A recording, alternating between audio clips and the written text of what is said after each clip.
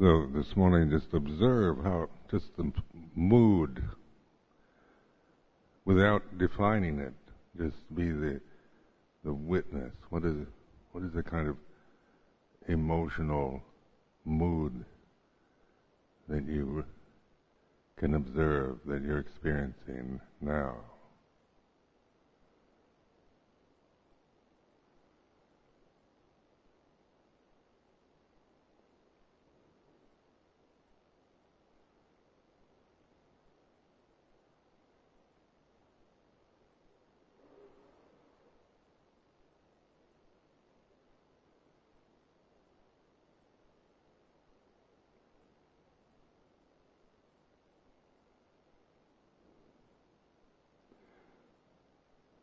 So we don't usually notice unless it's more extreme, like if we're in a kind of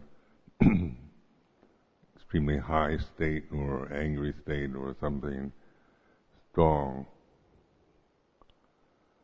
It kind of makes us pay attention. Extremities will always force our attention. But so much of life is neither extreme, isn't it? It's just breathing, sitting, standing, walking, lying down. The state of mind, the mood that you're experiencing now,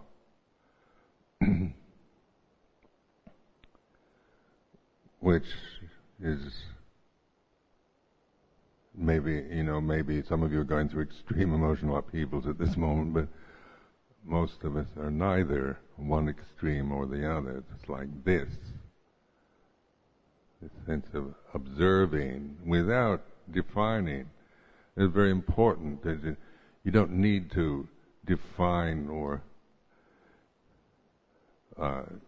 experience all the time, because we're now looking from the intuitive intelligence rather than from the intellectual.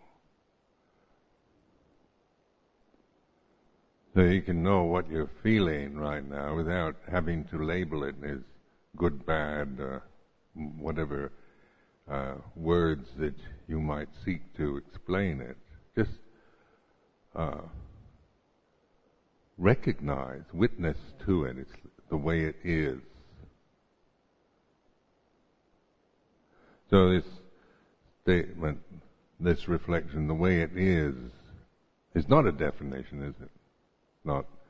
It's not a value judgment about whether it's good or bad, but it helps to notice whatever way it is the way it is. Obvious truism. But it's also honest, because it's not trying to justify, defend, deny, resist, spin, or whatever you might do. It's just a recognition. So this witnessing, the sense of being the witness, the knower, then you recognize that the reality of being conscious entity, being a human being, a conscious entity, separate entity, is the experience of knowing. It's what consciousness is. And we can know.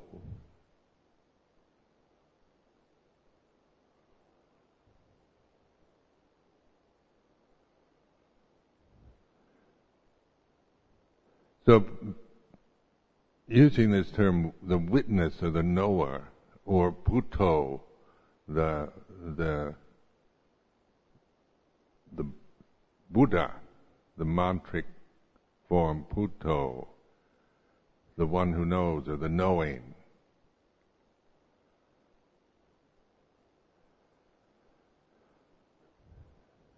Is just learning to relax and be in that, allowing ourselves to be in a state of awareness.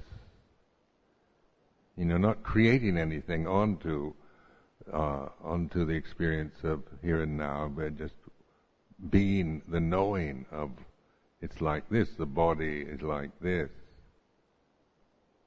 Breathing, the mood, the emotional state, the mood of the mind is like this. The sound of silence is like this.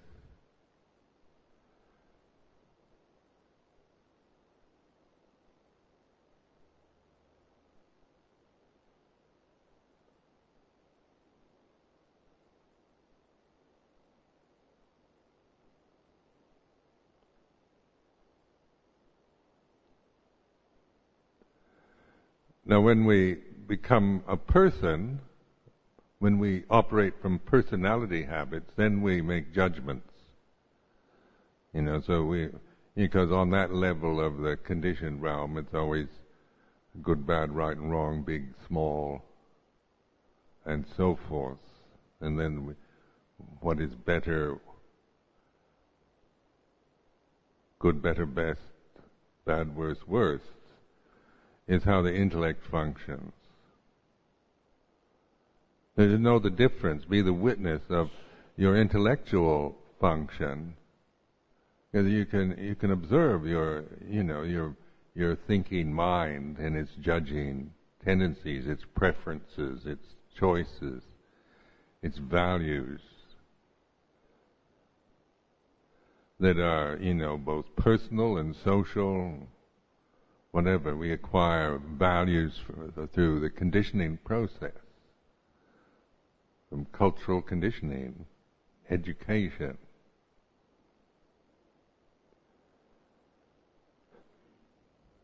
But beyond that intellectual conditioning is the intuitive intelligence, the knowing. Then this is what I'm pointing to learn to recognize and trust in this witnessing, this knowing, this pure state of being that isn't before you become your personality. So this is the Buddho, the knowing, the intuitive intelligence, knowing the way it is.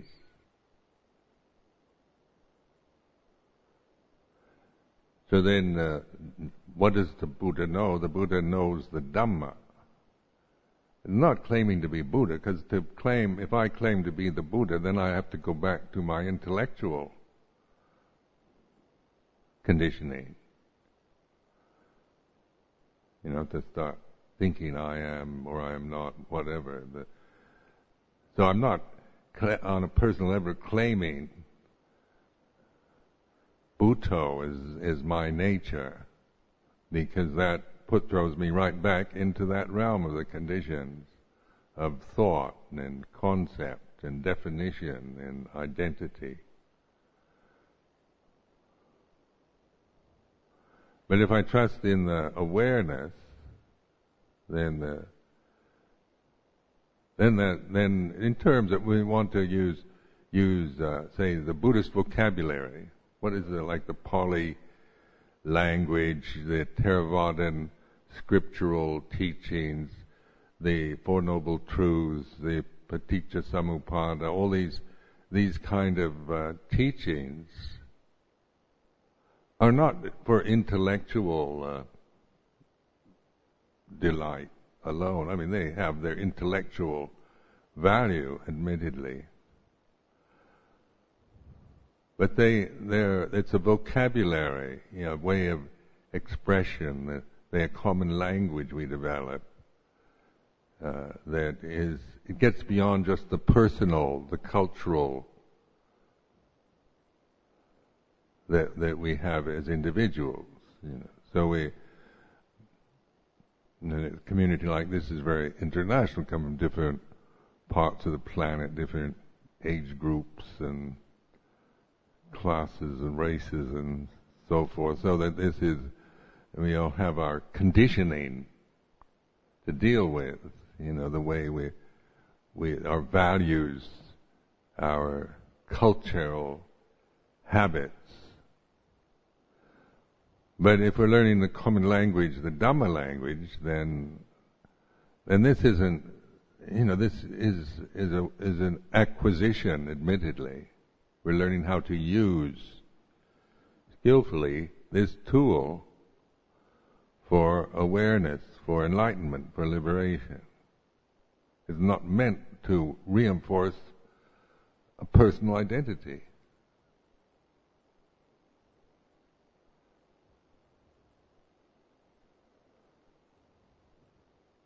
So when the Buddha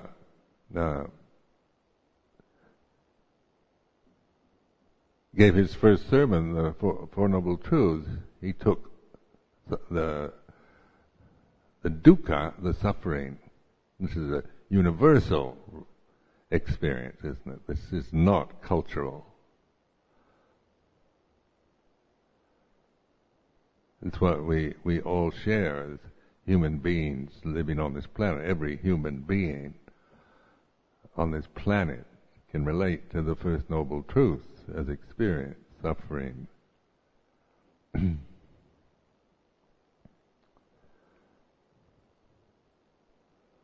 So it's not promoting a kind of ethnic deity of any sort, or a particular religious programming of belief, but pointing to a common, quite ordinary, banal reality that we all have, we all can recognize.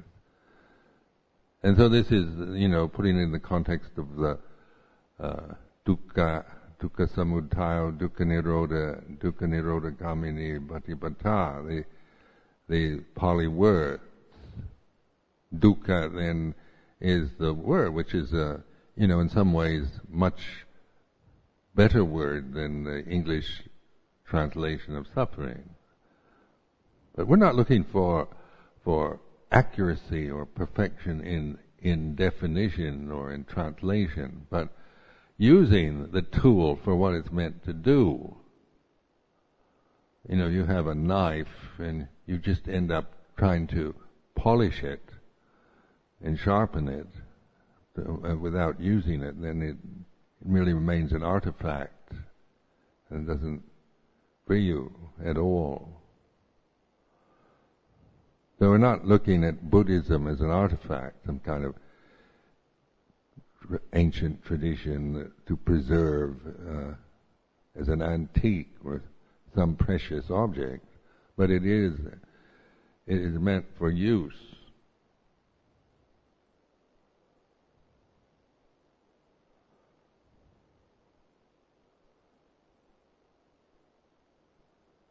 So there's Putto, Dhammo, this relationship, the Buddha, the knowing, witnessing.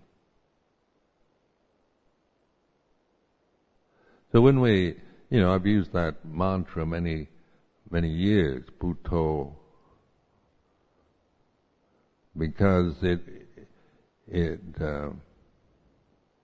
just reminds me all the time of the reality of this moment. It's not an abstract idea of Buddha. It's not some kind of created image of Buddha that I'm talking about. It's taking the word itself, the two syllables of that word, and then using that word for recognition of this. This awareness is like this.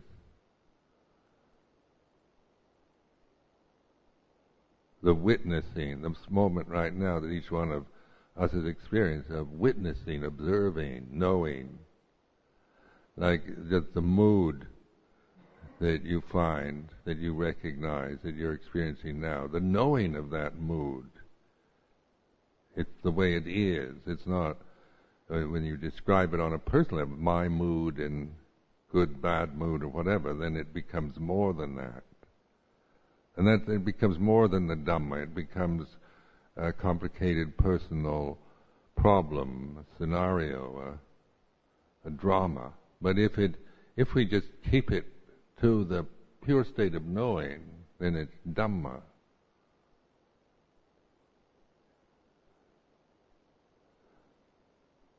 So the Dhamma then is translated in English as the truth of the way it is.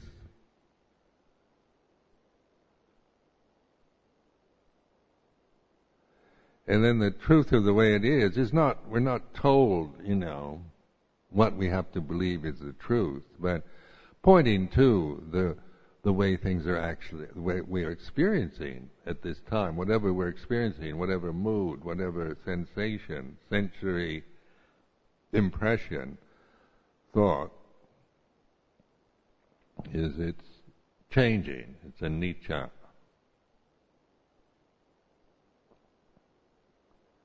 So we're reflecting on Dhamma, then we're really, we're out of the personal interpretation into the witnessing of change is like this.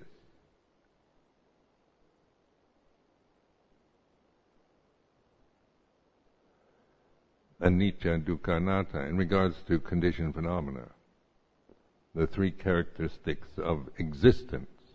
The English word existence means that which comes forth. It stands out.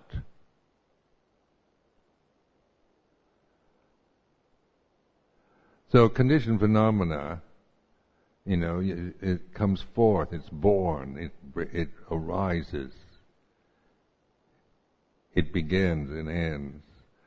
So this is Sabbe Sankhara Anicca, all conditions, all sankharas are impermanent. This kind of continuous reflection on this, and applying that to every sankhara, well, not just the obvious ones, but as you trust in the awareness more and more, you're aware of subtle movements, emotional movements or mental movements, just slight,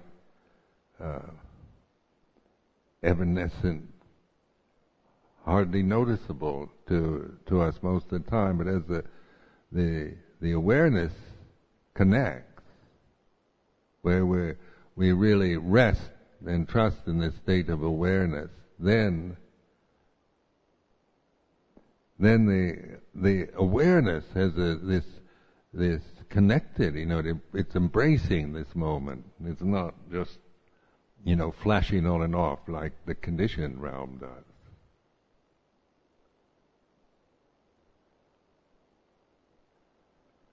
So the fact that you can actually witness, observe change in the way you're feeling, in what your body's feeling, or what the movement of thought, the whatever, the five khandhas in their reality of changing, of anicca, that which is aware, the Putto is aware of the Dhamma.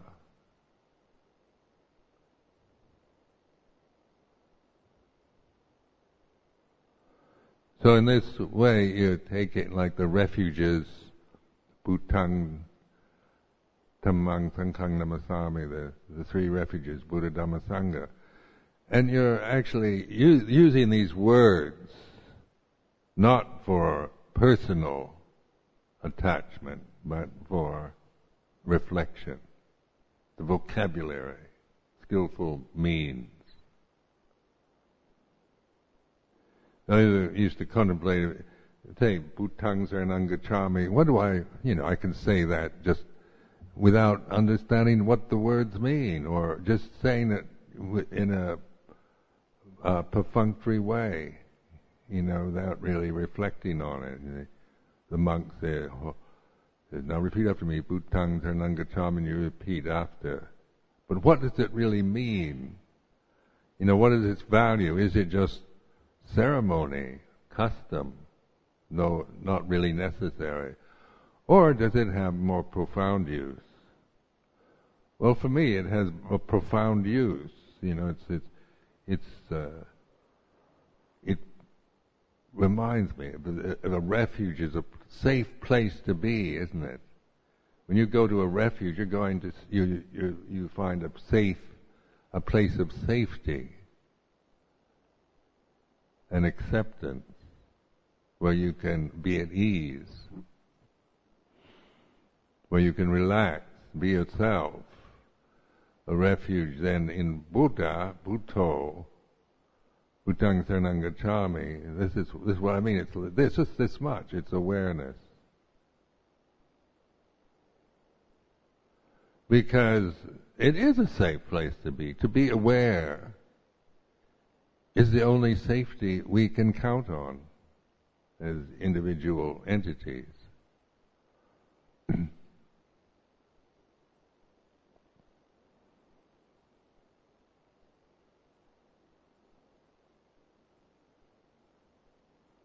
So it's getting to know and recognize that this, Bhutang Saranang Gacchami. I take refuge in the Buddha, to me, is a very simple, immanent awareness.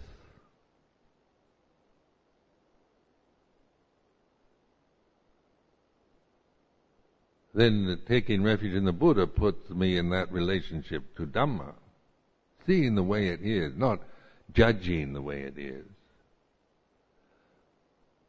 Seeing the way it is. So this is, the wisdom faculty is the discerning ability from the Bhutto knowing the Dhamma, the Buddha knowing the Dhamma. Then this is knowing the way it is. It's not judging the way it is.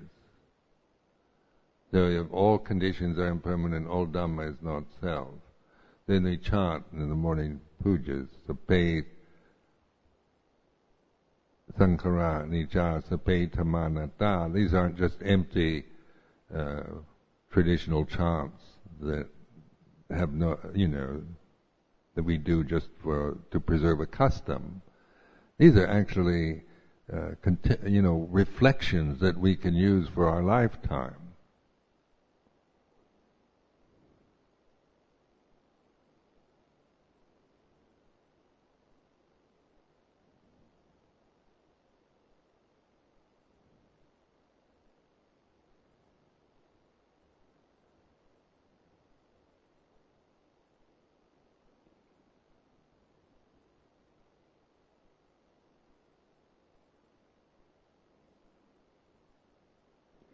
So this is a tradition. This is something that has been carried on from one generation to the next. And we can make any tradition, any convention into some personal identity. So you say, I'm a Buddhist, I'm Theravada Buddhist, and we define ourselves in this way on a personal level. Which is fair. I'm not against that. I'm not saying that's wrong to do. But if that's where, if you don't go any further than that, if you don't internalize it, then you're just learning, about it. It's just the surface, superficial.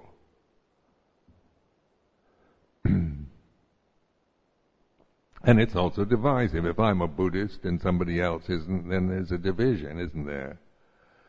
You got a Christian group, and I'm a Buddhist, and you're a Christian, and you're a Muslim, and all like that. And then we divide, and then we compare, and we argue, or we try to convert, or we try to defend, or impress, or whatever we do on that level of conventional reality. So it's a divisive, the intellect is divisive. It functions to divide good from bad, right from wrong.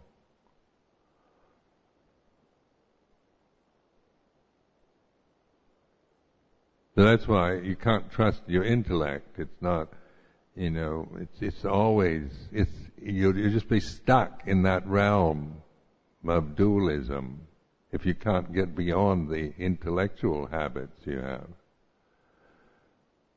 The identity, the ego, the sense of me, as Sakya Ditti, is based on that, on thought, on memory. So my history, my past, my background, my abilities, my life is based on memory.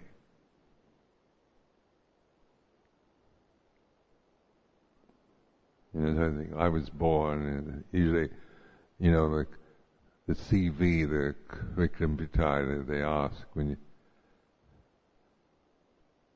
in books or when you're giving a public talk, something, and want your history. It's usually the same old boring thing. Born in Seattle, Washington, was the American monk. And on like this. So these are the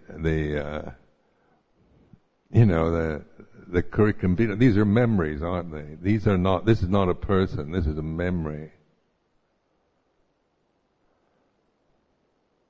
In terms of, I can't remember being born,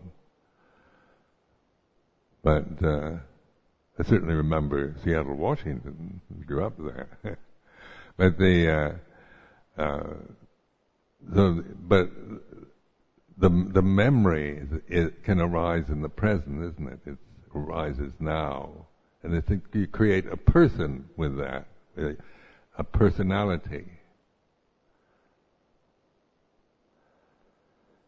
If I'm the convention, then I create myself always in terms of the convention, being senior monk or disciple of Ajahn Chah, or Theravadan Buddhist, or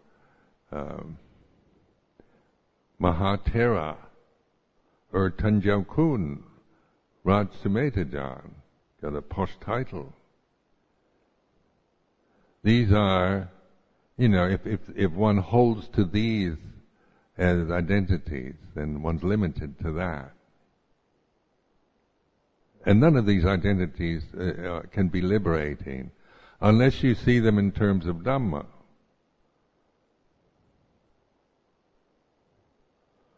So that even the posh title, if I, start thinking I'm Tanjau Kun Raj Sumedho, then with awareness, that posh title takes me to emptiness, doesn't it?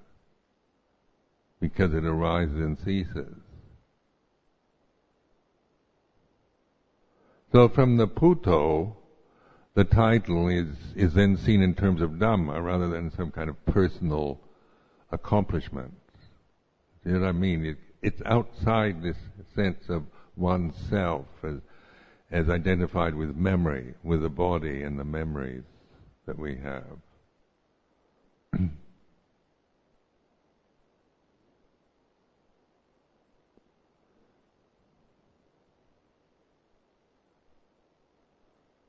So the aim is not to be attached to the titles or the descriptions or the definitions or the concepts, but to be able to use all conditioned phenomena.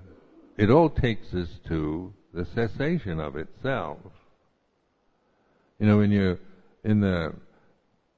trust in the Puto as your refuge, then all conditions, they arise and they cease. So everything takes you to emptiness, to cessation. If you allow it, if you see it as from the Puto position rather than from personal attachment, personal opinion.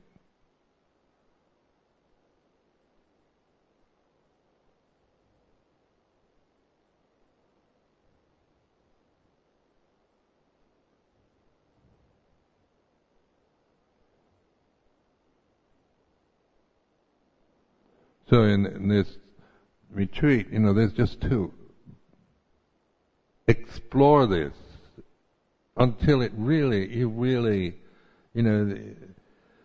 know this for yourself. It's definitely provable. Not a matter of faith and belief in what I'm saying at all. It's not what I would recommend, not to disbelieve what I'm saying, but to take into account, put it into practice. It's to putting it in terms that aren't so Buddhist. What is my real self? The Buddhists don't usually talk like this because they don't have a real self. But this is another way of exploring this moment, isn't it? if this moment, what is it that is aware of all this? Of me, the sense of me as a person. What is it that's aware of the mood that I'm experiencing right now? What is it that's aware of the memories that arise, and what is it that can be aware of my own opinions, my views, my preferences, my likes and dislikes? Because these we can actually observe, what I like and don't like. As a person, I still experience like and dislike. This is not, doesn't change that. But the relationship to like and dislike, no longer believing in my likes and my dislikes in the way I did before. I questioned and investigated through the awareness of conditioned phenomena.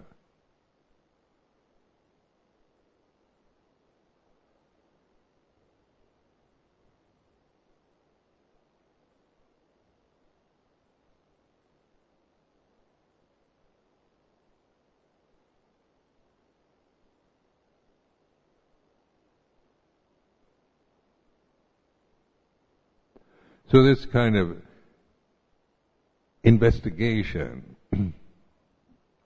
like yoniso manasikara, these Pali words, getting to the root, to where things arise and cease, getting to the source. Well, what is then yoniso manasikara for each one of us at this moment? We can understand the idea and think, I've got to really get to the source and develop my practice, and not get any nearer than just think we should do it or it's a good idea. And this is where it takes that the recognition. This is it. This is yoniso manasikara. This is the source. Getting right to the source is through this awareness, attentiveness in the present.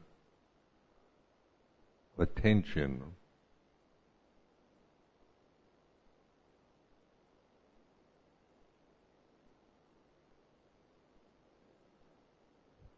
So it's not something you acquire. It's something you recognize. It's not like created. If you acquire something, then you acquire concentration on an object, then you get the result of that, and then that acquisition is also means you lose it.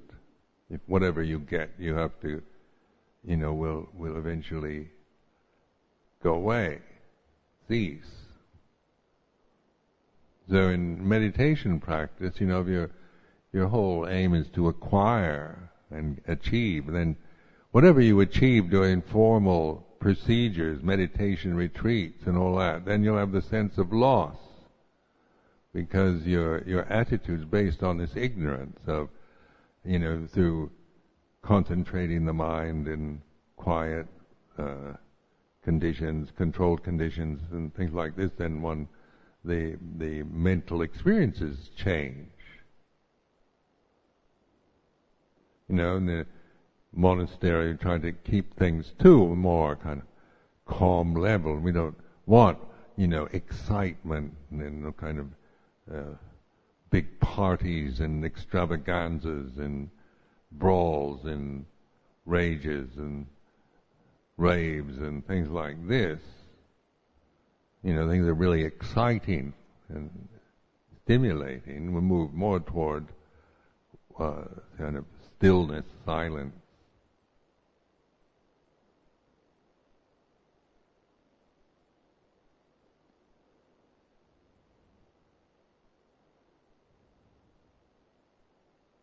So then when something does happen, something untoward or loud noises, or we go into London, we get shattered by the noise, the distraction, the violent movements of the world around us, because we tend to get attached to the conditions we're in, identified with them.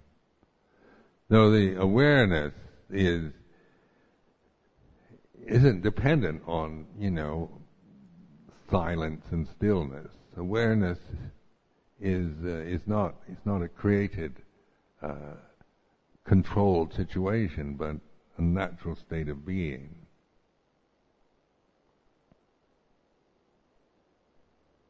So, like, I experience it through listening.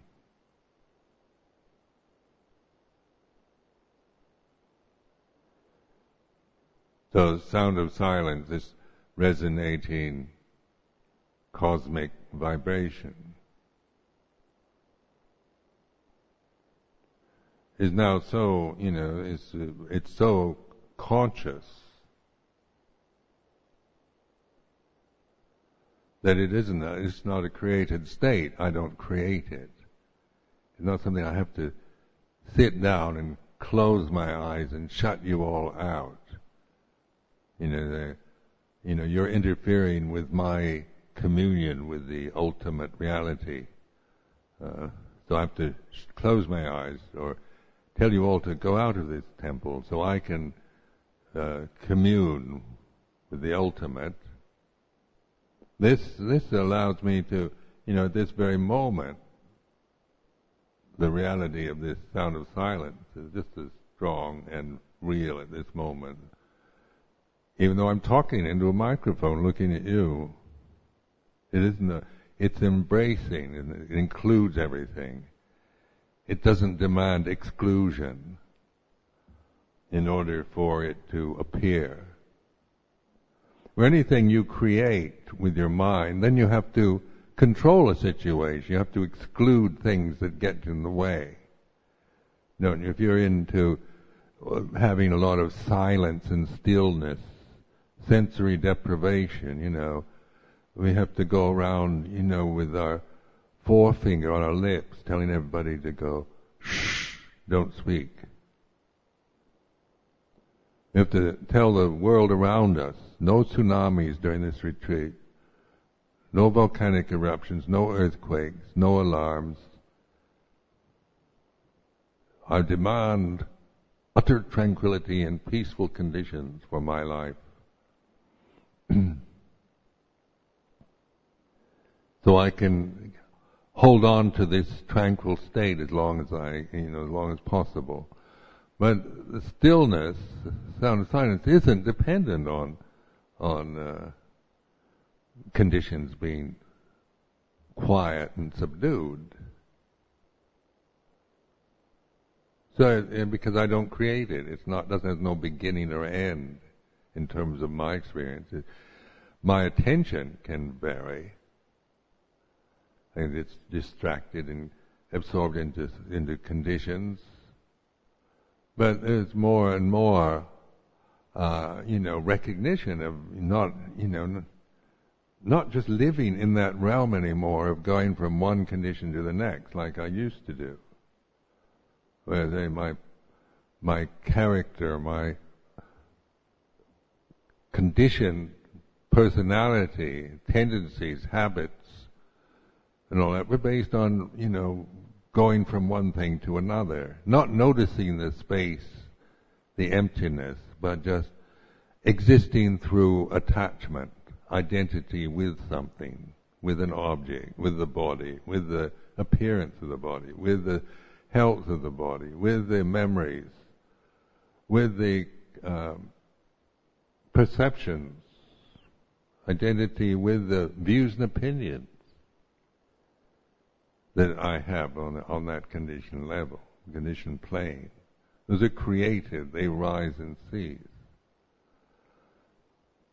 So what is it that doesn't arise and cease?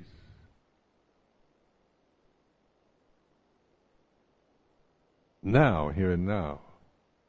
And this isn't meant for you to answer the question as this or that, but to just use this way of inquiry as a stimulus to awareness and paying attention, to listening, to opening and listening.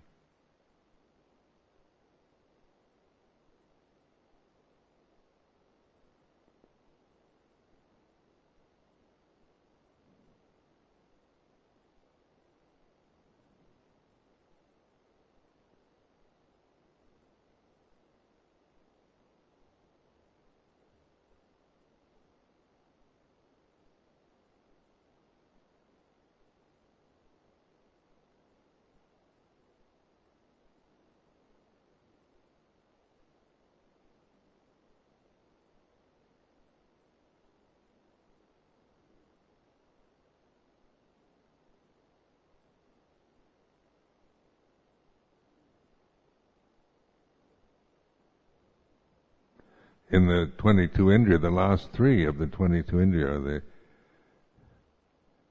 Anya Danya Samidintariyang, Anyintariyang, Anyadavintariyang. And these are the knowing faculties. Stream entry to Arahant.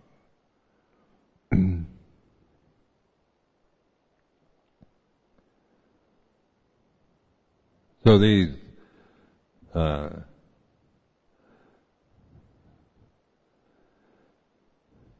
knowing about the path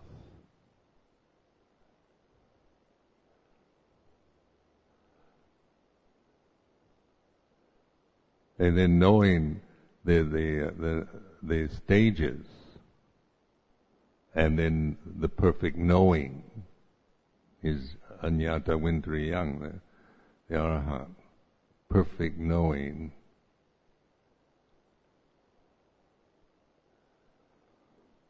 So this is like knowing, isn't it? This English word, Bhuto, is knowing. Is recognize that we're in the state of knowing. We can know all about things too, and we can know everything in the wrong way. When we know about things as we're told or conditioned to think, or from our own personal preferences, we can get it all wrong. We can have all kinds of prejudices that we acquire, biased views, distortions of thought, why we have so many wars and problems in the society, in the world. Because we all, have prejudices, preferences on that level of conditioned phenomena. And even, in religion, you can see how confused the religion is at this time in general speaking, because with Christians, Muslims, Jews and all that, they're the same God, but they argue and can, vilify each other, abuse each other around things like ultimate reality. And because they've got opinions about ultimate reality, they've got a view, they've got a bias. If you're a Christian, then you've got a Christian bias, or a Muslim bias. So these are the biases that form from being attached to convention.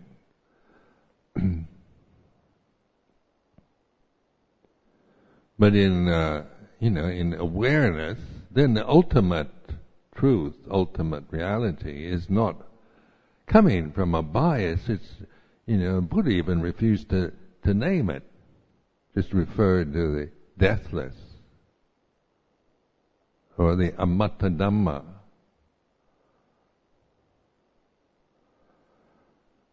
Not that, not asking us to believe in the deathless and some idea of deathlessness. Not a request for belief, but a pointing. Through this awareness, then, the ultimate reality is our refuge.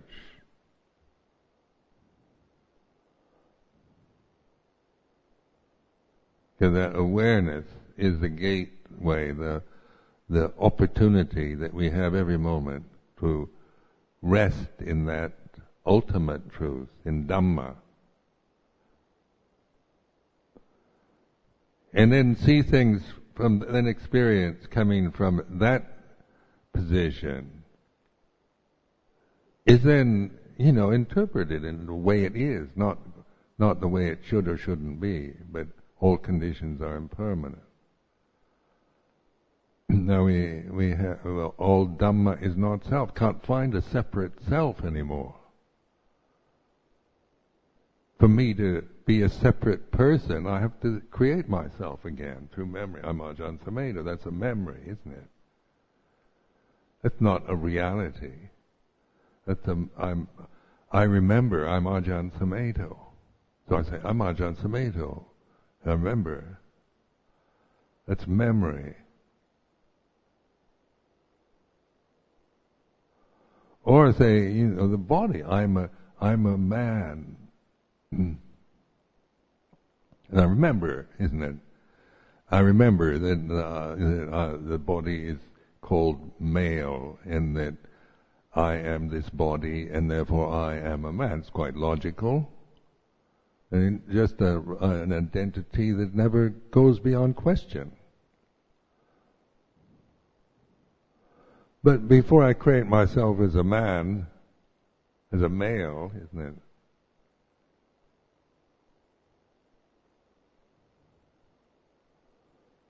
The Puto is not male or female.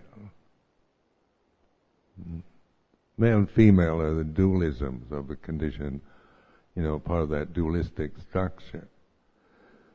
So if we're condemned to that as our identity, then we suffer accordingly from the limitations of that identity.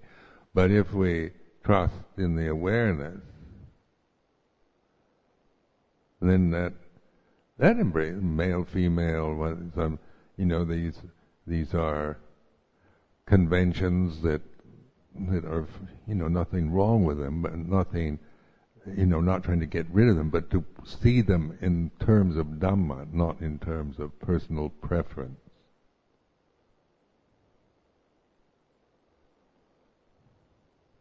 Personal bias, personal conditioning.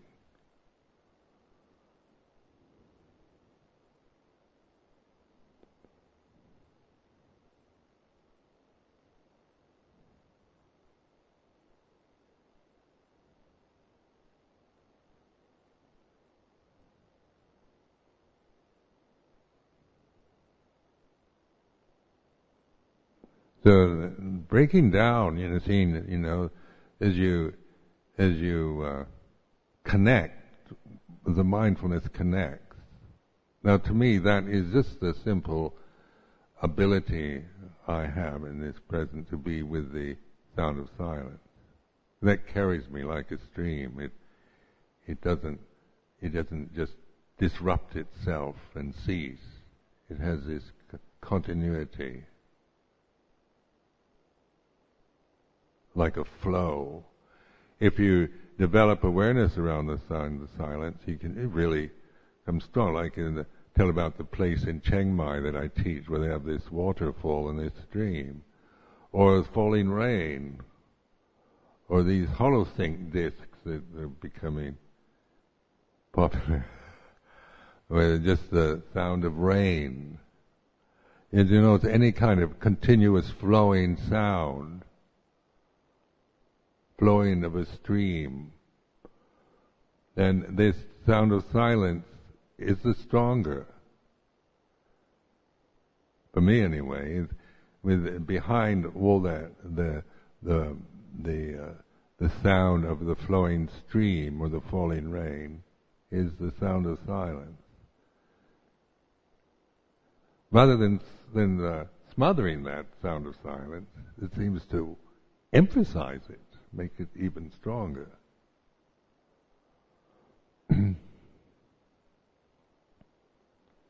So noticing it, why is it like this?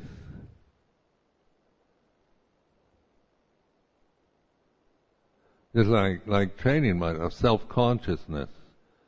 Now, I've talked about the problem of being, having this sense of myself, a strong kind of self-consciousness, being always in a position like I'm in right this moment, sitting on the high seat, everybody looking at me or listening. Self-consciousness. So this self-consciousness dissolves in the stillness, in the sound of silence. It dissolves. It's not suppressing it. I'm not trying to suppress myself, and trying to not be self-conscious, because that's just another form of self-consciousness. Me, I'm the teacher, I'm the whatever, and then being first in the line and being this and that and being somebody, having a title, is always this brings up this sense of self very strongly.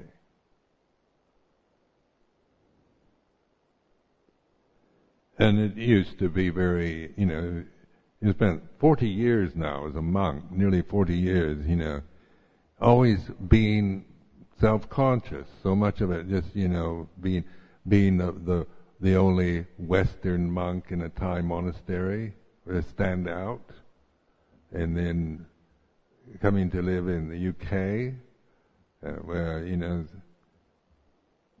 dressed like this, standing out, becoming known by others, and having given titles and positions and so forth. So this increases self-consciousness, sense of myself, the separation of myself from you, from the world, me as an isolated personality, a special human being, special entity. And this has its good side and also its unpleasant side. On the self level, it's not very nice to always be a special person. It's nice to just melt into a crowd and be nobody. And that's really possible. And go to a Sangha meeting at Wat Pah Pong is most opportunity I have is to melt into a crowd. But I'm still taller than all the rest. And special. So it's not the point of making a problem about self-consciousness, but recognizing who creates it. I create it. I create myself. So when I see that I don't have to create myself, there's no self, then the problem is gone.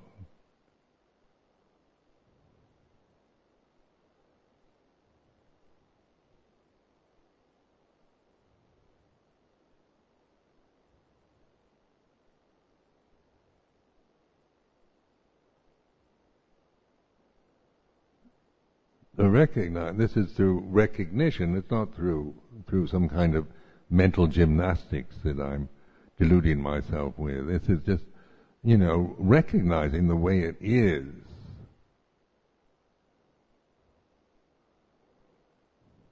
To know the difference between awareness and self, Buddho and the ego. The Buddho can know the ego.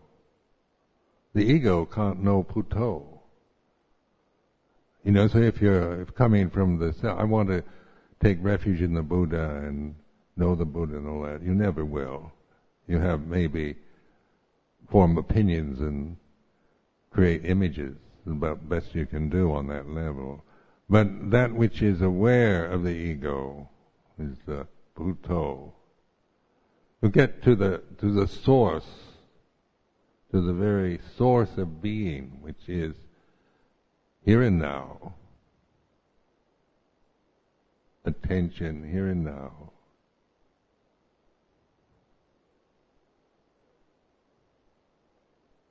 An alertness through consciousness. And reflecting the way it is. So you have the Dhamma teachings as helpful means, skillful means. They're help us. They're not meant to be positions we take. Like Paticca Samuppada, there's so many arguments around whether it's three lives or simultaneous arising. It's kind of lost its point if we just take a position on one side or the other. Isn't that because it's just an empty kind of intellectual game then, where if we really reflect, use the Paticca Samuppada or dependent origination with awareness, with satipanya, then it's very valuable, useful, skillful means for furthering understanding, for insight.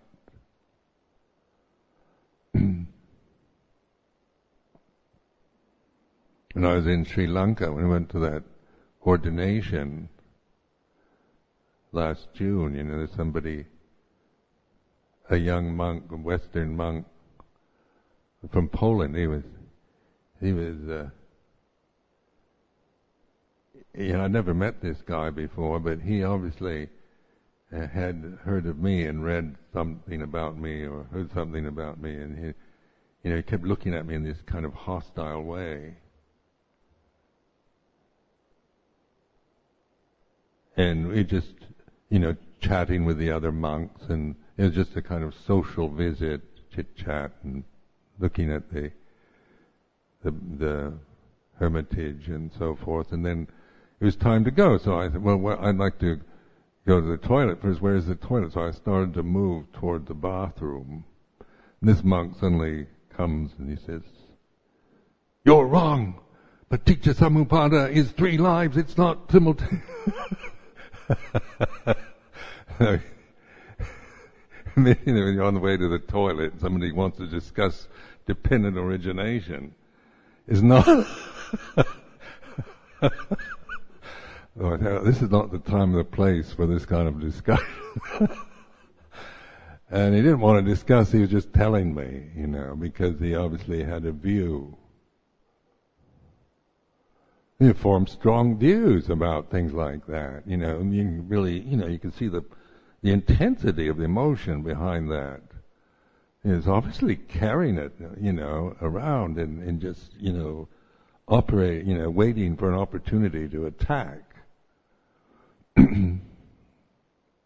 But this is like holding a view about Paticca Samuppada, and this is what Paticca Samuppada is trying to, its purpose is to free us from that kind of behavior.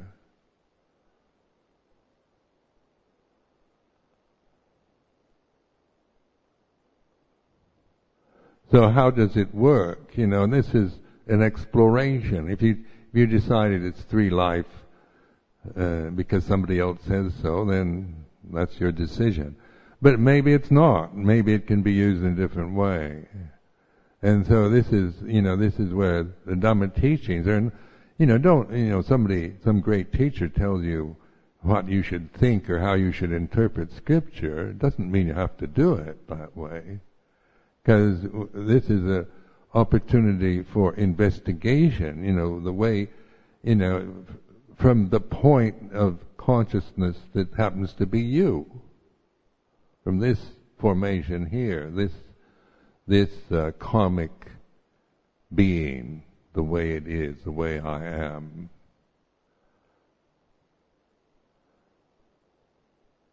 So this is, the Buddha's invitation, encouragement towards awakening and awareness is a great compassion, really, because it's not forcing us into a position of right and wrong or what's true and what's false. It's a invitation to awaken to life itself, to learn, to be free from the suffering that we create if we don't open to life, if we merely operate from ignorance and the conditioning habits that come from that.